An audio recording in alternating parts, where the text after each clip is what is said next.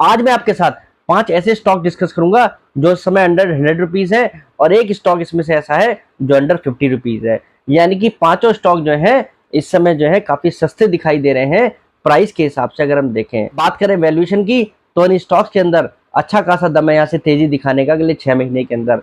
यानी कि करंट माहौल में देखें तो स्टॉक अपने हायर लेवल से कंसोलिडेट हो रहे हैं और इनके अंदर आने वाले समय में बड़ी तेजी देखी जा सकती है, क्योंकि इन कंपनियों के अंदर काफी पॉजिटिव माहौल है, चाहे वो कैपेक्स के दम पर हो या इंडस्ट्री के अंदर पॉजिटिव आउटलुक के दम पर हो।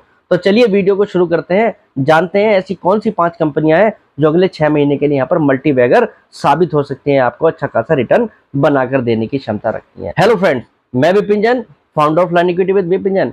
फ्रेंड्स, अगर आप शेयर मार्केट में ट्रेडिंग करने के लिए, इन्वेस्टिंग करने के लिए डीमेट अकाउंट खुलवाने जा रहे हैं तो आप हमारे चैनल पर दिए गए लिंक के माध्यम से आप स्टॉक के साथ डीमेट अकाउंट खुलवा सकते हैं। अगर आप हमारे लिंक का यूज करके आप स्टॉक के साथ डीमेट अकाउंट खुलवाएंगे तो आपको मेंबरशिप टेलीग्राम पर फ्री ऑफ कॉस्ट प्रोवाइड कराएंगे, जहां पर आपको मार्केट अपडेट्स प्रोवाइड कराए जाते हैं। फ्रेंड्स, आज मैं आपके साथ जो 5 कंपनियां डिस्कस करने आया हूं, इन कंपनियों में इस समय कंसोलिडेशन चल रहा है, ये बात सच है। और कंपनियों ने पास्ट में यानी कि पिछले साल के अंदर अच्छी खासी तेजी भी दिखाई है, पर अभी भी ये कंपनियां अंडर 100 रुपीज है। और जैसा मैंने आपको बताया, इसमें से एक कंपनी अभी भी 50 रुपए के नीचे है। फिर भी देखा जाए तो ये कंपनियां यहाँ से भी आपको अच्छी खासी तेजी दिखाने का दमखम रखती हैं, अपने फंडामेंटल्स के आधार पर, अपने फाइनेंशियल्स के आधार पर, अपने वैल्यूएशन के आधार पर। और इनमें से कुछ कंपनियों के पास काफी बड़ा कैपेक्स है, या आप कह सकते हैं काफी बड़े फ्यूचर प्लान्स हैं। सबसे पहली जो हमारी कंपनी है वो हाईवे सेक्टर को बिलोंग करती है, और ये कंपनी हमने रेगुलर आपके साथ कवर की है। पर आज भी इस कंपनी के फंडामेंटल और आप टोल कलेक्शन के आंकड़े देखेंगे तो आपको समझ में आएगा ये कंपनी लगातार अच्छा परफॉर्म कर रही है, पर इसका शेयर यहाँ पर इस समय प्रेशर झेल रहा है, जिसके कारण काफी लोग परेशान हैं। पर वैल्यूएशन के लिहाज से देखें तो इस कंपनी के अंदर काफी बड़ा गैप है। जी हाँ, कंपनी का नाम है आईआरबी इंफ्रा, देश की दिग्गज कंपनी, हाईवे बनाने वाली, टोल कलेक्शन से रेवेन्यू कलेक्ट करने वाली। और इस कंपनी के टोल कलेक्शन के आंकड़े लगातार बढ़ते जा रहे हैं, एसेट बेस लगातार बढ़ता जा रहा है, पर शेयर ठंडा है। और मुझे लगता है कहीं ना कहीं कंसोलिडेशन के बेस में है, वीक हैंड्स का इसके अंदर से एग्जिट हो रहा है और कहीं ना कहीं स्ट्रॉन्ग हैंड्स इसके अंदर पोजीशन बना रहे हैं, जो आने वाले समय में आपको शेयर प्राइस में दिख सकता है। ये कंपनी भी आपको करंट भाव से दोगुना होने का दमखम भरती दिख सकती है आने वाले समय में अपने वैल्यूएशन के आधार पर, क्योंकि अगर बाजार इसकी एसेट बेस को कवर अप करे तो मुझे लगता है कंपनी 44,000 की नहीं 88,000 करोड़ की मार्केट कैप वाली कंपनी होनी चाहिए। और अगर इसकी मार्केट कैप यहाँ से डबल होगी तो यानी कि शेयर प्राइस यहाँ से डबल हो सकता है अगले 5-6 महीनों के अंदर अपने फंडामेंटल फाइनेंशियल्स के आधार पर। और मजे की बात यह है कि इस सेक्टर के अंदर मोदी 3.0 पे लगातार फोकस बना हुआ है, क्योंकि रोड्स एंड हाईवे सेक्टर जो है अभी भी नितिन गडकरी जी के पास है। दूसरी जो हमारी कंपनी है वो है पटेल इंजीनियरिंग। जी हाँ, पावर सेक्टर के अंदर जबरदस्त तेजी है, हाइड्रो सेक्टर के अंदर जबरदस्त तेजी है। एनएचपीसी, एसजेवीएन जैसी कंपनियां कैपेक्स कर रही हैं, लगातार नए नए हाइड्रो प्रोजेक्ट्स बना रही हैं। पटेल इंजीनियरिंग एक ऐसी कंपनी है जो हाइड्रो पावर प्रोजेक्ट्स बनाने वाली देश की एकमात्र ऐसी कंपनी है जिसका सबसे ज्यादा मार्केट शेयर है एट प्रेजेंट, अगर देखें तो पावर प्रोजेक्ट को कंस्ट्रक्ट करने में है। इस कंपनी के पास ज्यादातर ऑर्डर सरकारी कंपनियों से हैं, और आप अच्छी तरीके से जानते हैं कि सरकारी कंपनियों के पास ही सबसे बड़े कैपेक्स हैं, क्योंकि कंपनी के क्लाइंट लिस्ट में आप देखें तो एसजेवीएन, एनएचपीसी, एनटीपीसी जैसी कंपनियां इस कंपनी के क्लाइंट लिस्ट में आज भी शामिल हैं। और ये कंपनी अगर देखा जाए तो लगातार ग्रोथ के पाथ पर है, प्रॉफिट में भी बढ़त आ रही है, सेल्स में भी बढ़त आ रही है, और कंपनी के पास अच्छी खासी बड़ी ऑर्डर बुक है। तो ये कंपनी भी देखा जाए तो ऑर्डर बुक के लिहाज से काफी बड़े डिस्काउंट पर है। जिस हिसाब से रेलवे स्टॉक्स ने यहाँ पर अपनी ऑर्डर बुक को डिस्काउंट किया है, इंफ्रा सेक्टर के जो स्टॉक है उन्होंने अभी अपनी ऑर्डर बुक को डिस्काउंट ही नहीं किया है, यानी कि इन स्टॉक्स के अंदर काफी बड़ा गैप है। और पटेल इंजीनियरिंग के अंदर अभी रिसेंटली इंस्टीट्यूट्स ने भी एंट्री ली है लगभग 56 से 57 रुपीज के आसपास। तो मुझे लगता है पटेल इंजीनियरिंग भी एक ऐसा स्टॉक है जो अगले 6 महीनों में यहाँ से आपको अच्छा खासा रिटर्न बनाकर दे सकता है। और उस स्ट्रेटेजी में अगर स्टॉक करंट प्राइस से डबल हो जाए तो उस केस में आपको कोई भी यहाँ पर अचंभे की जरूरत नहीं है, क्योंकि वैल्यूएशन के लिहाज से कंपनी अभी भी सस्ती दिखाई दे रही है। तीसरी जो हमारी कंपनी है वो एनएचपीसी है। एनएचपीसी देखा जाए लोगों की काफी फेवरेट रही है, कंपनी ने रिटर्न भी बना कर दिया है, पर अब काफी दिनों से ये कंपनी शांत है, 100 रुपए के आसपास ये रेंज में चल रही है।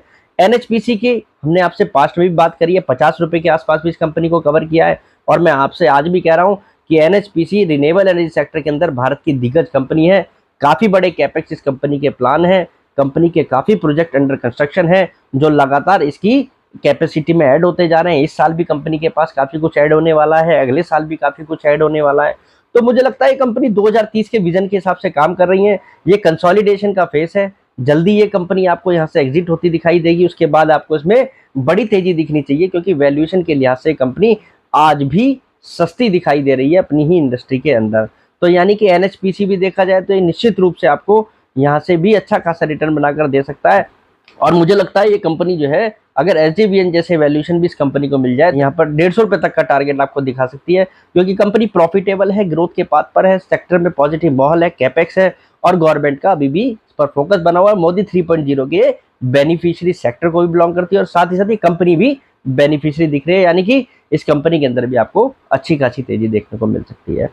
चौथी जो हमारी कंपनी है वो बैंकिंग सेक्टर की है।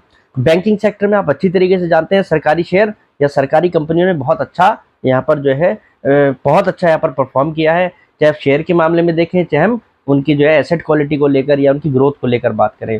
बैंक ऑफ महाराष्ट्र एक ऐसा बैंक है जो इस समय डबल डिजिट आरओई वाला बैंक है। स्मॉल टिकट साइज बैंक में सबसे सस्ते वैल्यूएशन देखे जाए तो इस बैंक के दिखाई देते हैं। बैंक ने पास्ट में तेजी तो दिखाई है, पर अब कंसोलिडेशन के फेस में है। और सबसे बड़ी बात यह है कि बैंक ने भी रिसेंटली क्यूआईपी लॉन्च किया है, जिसमें बैंक फंड इकट्ठा करेगा इंस्टीट्यूट से। इंस्टीट्यूट 65 रुपीज़ के आसपास भी एंट्री कर रहे हैं। और बैंकिंग सेक्टर के अंदर तेजी का माहौल अब आने वाला है। जब इंटरेस्ट रेट घटेंगे तो उसमें बैंकिंग शेयर आपको सबसे ज़्यादा भागते हुए दिखाई देंगे। तो मुझे लगता है अगले 6 महीने इस बैंक के लिए काफ़ी क्रूशियल है। बैंक ऑफ महाराष्ट्र जिन लोगों के पोर्टफोलियो में, उन्हें कन्विक्शन के साथ होल्ड करना चाहिए।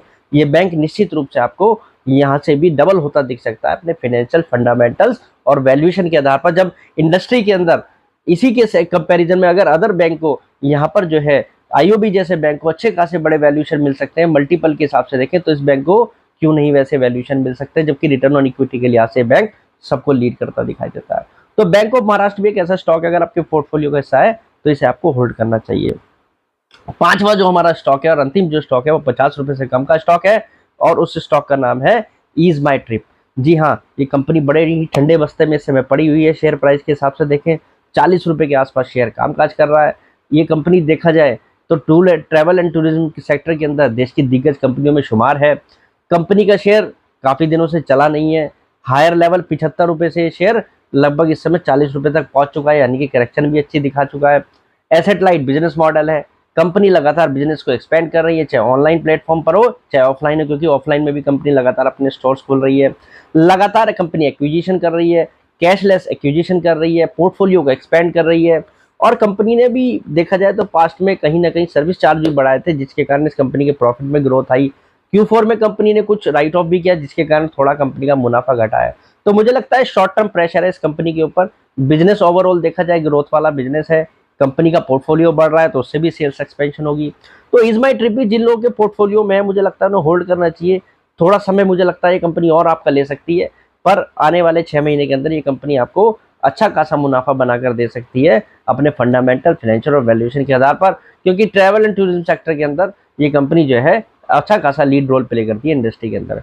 तो मुझे लगता है अगले ये पांचों ही कंपनी आपको अगले 5 से 6 महीने के व्यू के हिसाब से देखना चाहिए। अगर आपके पोर्टफोलियो का हिस्सा है तभी आपको इनमें अच्छा खासा रिटर्न आता दिख सकता है। तो आज के लिए इतना ही, कल फिर मुलाकात करेंगे एक नई वीडियो के साथ। फिलहाल के लिए नमस्कार।